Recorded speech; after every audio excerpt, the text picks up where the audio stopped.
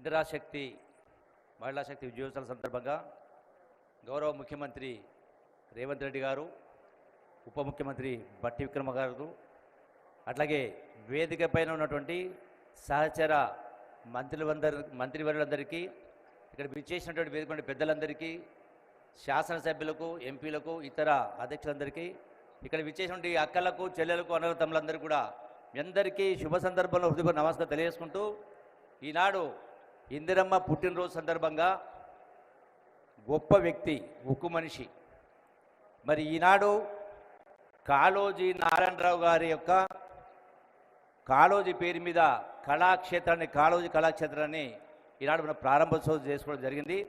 గౌరవ ముఖ్యమంత్రి రేవంత్ రెడ్డి గారి చేతుల మీదుగా నాకు చాలా సంతోషంగా, ఆనందంగా ఉంది. కల్చరల్ మినిస్టర్గా ఈ కార్యక్రమంలో పాల్గొన్నందుకు చాలా ఆనందంగా, సంతోషంగా ఉంది.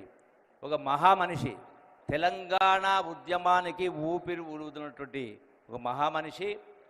సాగిపోవుటే బతుకు, ఆగిపోవుటే చావు అంటూ ఆనాటి భారత స్వాతంత్రోద్యమంలో, అట్లాగే తెలంగాణ విమోచనోద్యమంలో కూడా పాల్గొన్న వ్యక్తి.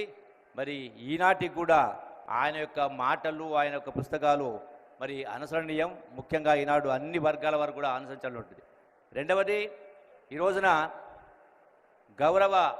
ఈ ప్రభుత్వం, గౌరవ ముఖ్యమంత్రి రేవంత్ రెడ్డి గారి నాయకత్వాన ప్రజలకు ఇచ్చినటువంటి హామీలన్నింటినీ కూడా ఒక్కొక్కటిగా నిలుపుకుంటున్నటువంటి కార్యక్రమం ఇలా నిజంగా ఆనందంగా ఉంది, సంతోషంగా ఉంది. ఎందుకంటే ఈనాడు మనం చూస్తూ ఉన్నారు మీరందరూ కూడా, టీవీల ద్వారా, పత్రికల ద్వారా, వాట్సాప్ల ద్వారా, సోషల్ మీడియా ద్వారా. అంటే అబద్ధాల్ని 10 సార్లు చెప్తే నిజం అనుకునే పద్ధతిలో ఇలా ప్రతిపక్ష పార్టీలు చూపిస్తూ ఉన్నాయి. ఈనాడు ఎటువంటి పరిస్థితుల్లో ఈనాడు ఈ 6 గ్యారెంటీలు కానీ ఇవన్నీ కూడా అమలు చేస్తూ ఉన్నాం.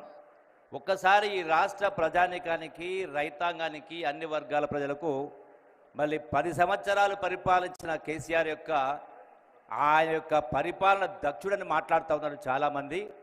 నేను ఒకటే మనం చేస్తా ఉన్నా, నిజంగా పరిపాలన దక్షుడైతే రాష్ట్రం, ధనిక రాష్ట్రాన్ని అప్పుల రాష్ట్రంగా మార్చి చిప్ప చేతికిచ్చి 8 లక్షల కోట్ల అప్పు చేసి నెలకు 6,000 కోట్ల రూపాయలు వడ్డీ చెల్లిస్తూ కూడా ఈనాడు ఇన్ని కార్యక్రమాలు, 6 గ్యారెంటీలు, ఇందిరమ్మ ప్రభుత్వం ఇచ్చిన మాట కట్టుబడి ఇవన్నీ పనిచేస్తా ఉంటే ఒకసారి ఆలోచన చేయాలి.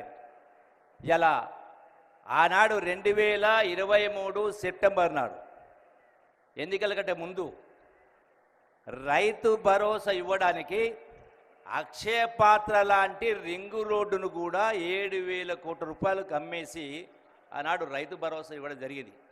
అంటే ఎంత గొప్ప పరిపాలన దక్షుడు. అందుకే అంటే ఇన్ని ఇబ్బందులున్నా, ఇన్ని సమస్యలున్నా ఈనాడు ఈ ప్రభుత్వం చెప్పిన మాట అన్నీ కూడా కట్టుబడి ప్రతి ఒక్కటి కూడా అమలు చేసే కార్యక్రమం చేస్తూ ఉన్నాం.